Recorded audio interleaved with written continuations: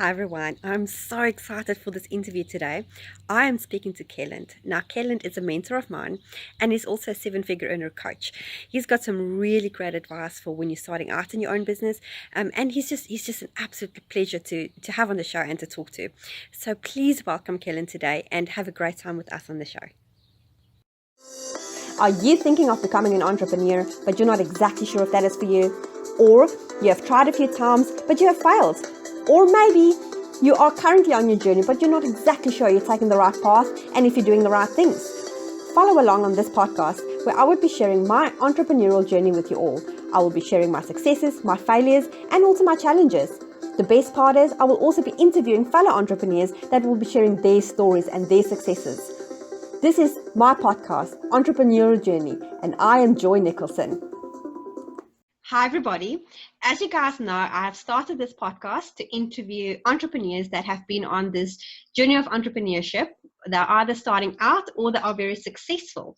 And today I have the absolute pleasure to interview Kelland. Now, I have met him probably about October last year, and he has been my coach and my mentor, and I have absolutely had a great journey with him so far. And a lot of the things that I know about online business, I have learned from him.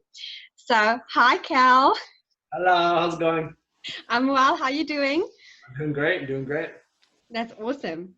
So, can you please tell people a little bit about where you're from, how you grew up, where did you grow up, and, just a little bit of an introduction about you. For sure. So I currently live in Abbotsford, British Columbia, Canada. I was born in a place that's close to here. It's called Surrey, British Columbia, Canada, and it's not a very nice place. I grew up a lot in the lower mainland here around Vancouver, as well as a lot of my younger years, I grew up in Alberta. So the majority of my time has been spent in British Columbia and Alberta. And yeah, that's where I'm from. That's where I was born. Yeah. That's awesome.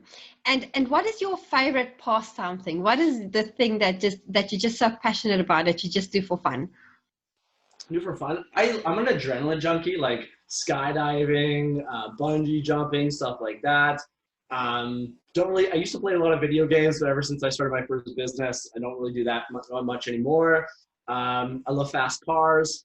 Yeah, like talking to you. I Of course. And traveling. I know you love traveling. love to travel. I travel a lot. I've been to 7 different countries in the last 3 or 4 months or so. So yeah, I love to travel. Wow, that's impressive. That's awesome.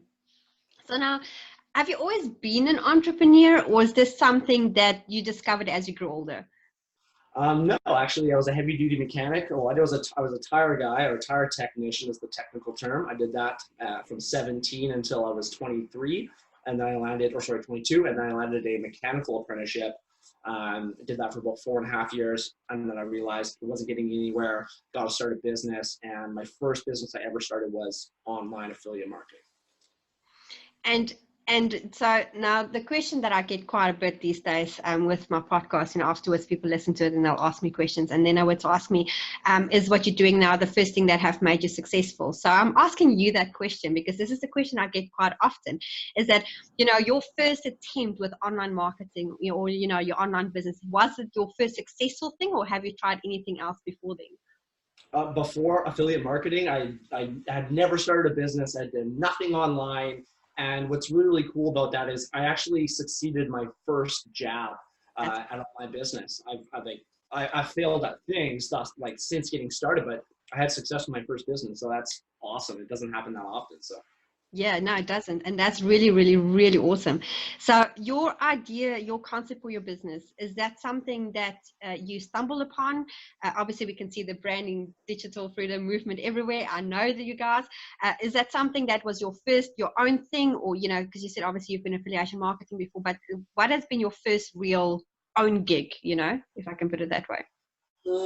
So I kind of stumbled across the industry. I actually knew somebody I went to high school with in Mission, British Columbia, and I'd watched him for a year to 2 years, and I saw him having success with it. And eventually, after watching his success and the people that he's coached, mentored, and helped, I decided, hey, well, if they can do it, why can't I? So I plugged into that. Now, once I learned the skills and I was able to generate over 6 figures on my own, at that point, I actually branched off with a friend of mine and created my own training platform, and that was called Wildcard Academy. And that lasted for about 9 months or so, at which point, long story short, I decided I wanted to create my own vision. So I got together with two really, really good friends of mine, and we created a company called Digital Freedom Movement, or DFM in short.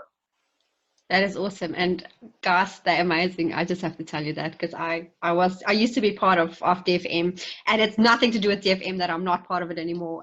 So I cannot stop talking good things about you guys. It's awesome.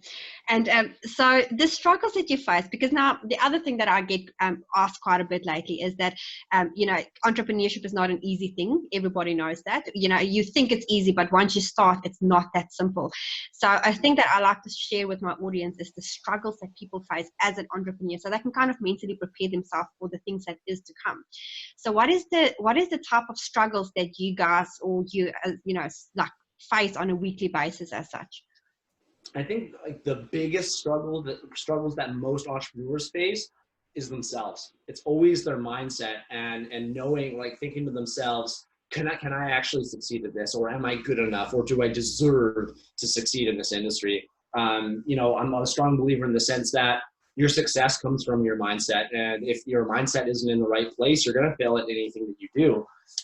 So a strong personal mentality and personal development goes a long way for any entrepreneur, no matter what business you're getting involved in. That is exactly true. And I talk about mindset a lot with my little groups. And yes, I completely agree. It is the key. It's the best thing ever, to get that correct. So now I've got another question for you. So what is the mission that you guys have currently in your company, like in DFM? What is your current mission? What is your thing, for the next year? What is your mission that you aim to achieve?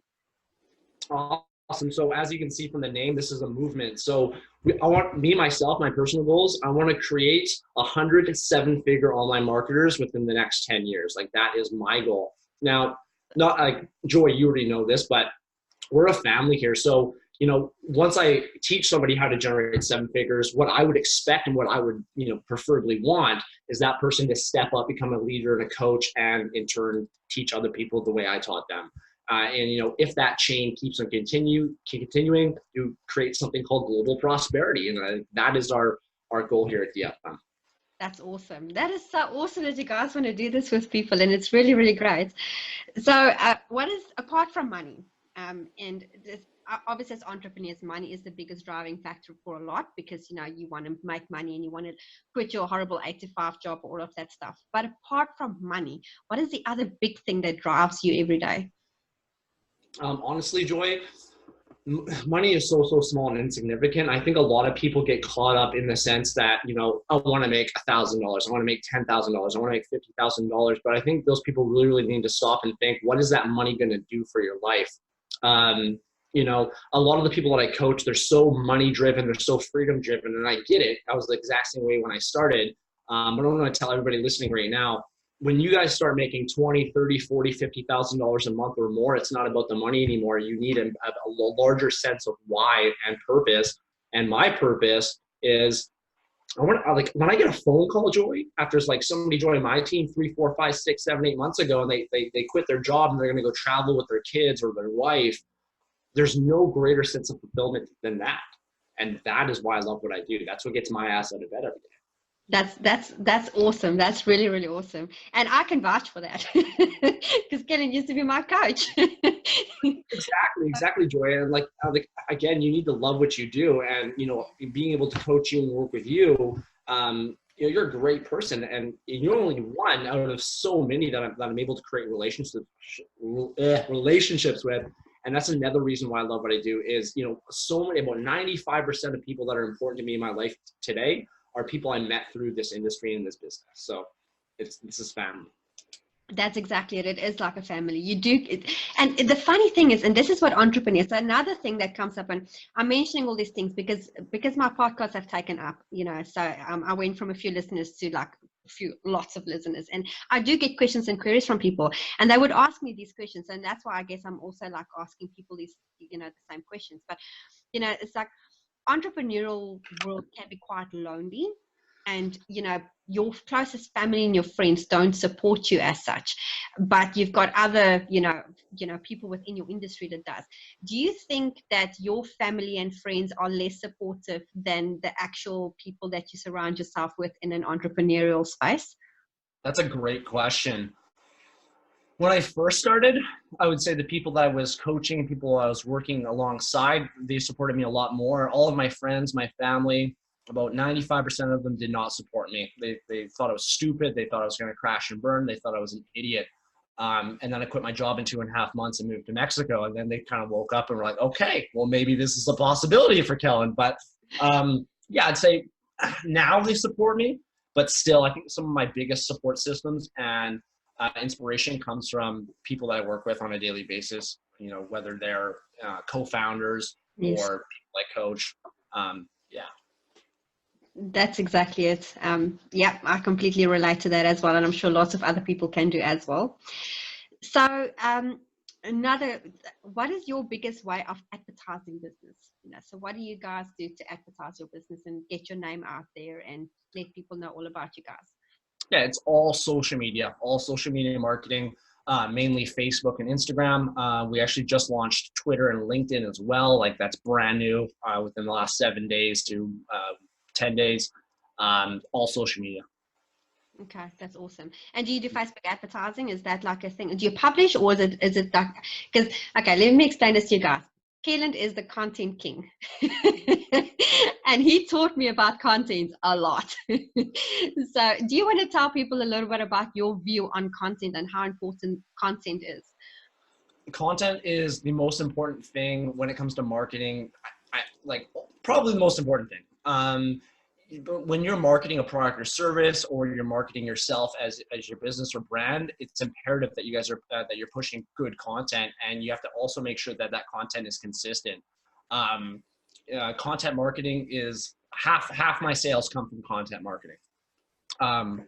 Yeah, like you always want to be a constant reminder in your customer's face that you exist, and the value that you're providing to the world is valid and valuable. That's such a great way to put it. That's awesome. Yes. And it's so true. Definitely. So at the moment, what are you guys working on? I know I saw some videos on YouTube, but I don't want to go and spill the beans if you don't want to spill the beans first. So can you please tell the audience, what are you guys working on at the moment? What can they expect from DFM if they want to join you guys? Tell us a little bit about, what is your biggest thing at the moment? For sure. Now, we've launched quite a few automation updates. One of the latest things we've been working on, we've spent countless dollars, over $20,000 American invested, over 3 months of time invested in creating a super funnel using bots that are attached to mainly Facebook. Now, what this bot does is if you're marketing a product or service, the customer who sees your ad campaign does not take action on the link provided, or maybe they send a message or drop a comment, this super funnel or super bot actually takes control and contacts that lead for you and brings that lead right to sale. So like just deletes a lot of the hard work that it would take to turn a lead into a paying customer. Wow, you don't get much better than that. I mean, really, that's like an entrepreneurial dream. That's right. No, you don't need to talk to leads anymore. You don't have to deal with messages. You don't have to deal with info comments. It's all taken care of for you. That is absolutely amazing. That is really, really cool. So, and one last question, or it's more like a little bit of a statement. If you can give any advice to somebody sitting on the fence that wants to become an entrepreneur, but they're not exactly sure if it's the thing for them, or, they do have these family pressures, or, friends not supporting them, what would be your advice for anybody wanting to start out on this journey? I think the first piece of advice I'd give you is don't worry about what your friends or family are going to think. You need to do what's best for you. And let's face it, your friends, your family aren't going to pay your bills. They're not going to buy you a Lamborghini. They're not going to buy you vacation homes all over the world. So you have to take action on what's best for you. I think the hardest part is we don't know what we want. And so I think the first question you need to ask yourself, for anybody who's listening, is what kind of lifestyle do you want to live? Do you want to work for somebody else for 8 to 10 hours a day, 5 days a week until you retire or die at 65 with a little bit of money you're too old to enjoy? Or do you want to live an extraordinary life? Do you want to travel the world? Do you want to own real estate, mansions, have nice things? And if that's the case, you need to prioritize that. Once you've prioritized what you want in your life and what your dream life would consist of, the last question you need to ask is how big of a priority is it to you, or sorry, how do you make it happen? Like, we know what you want. It's a high priority, you achieve it. How do you make it happen? And, you know, for me, online business, stripping, or winning the lottery was the only way that I was going to be able to create true time freedom, financial freedom for myself. So once you've asked yourself those 3 questions, gives you a lot of perspective.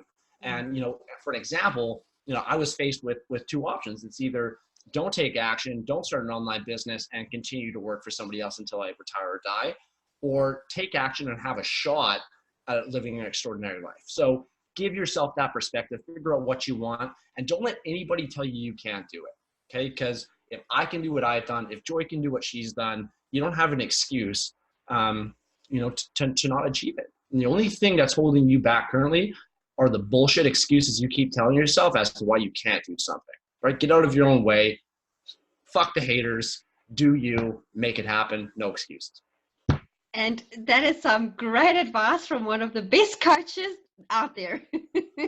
Thank you so much, Cal. It's amazing. I really appreciate your time on this interview.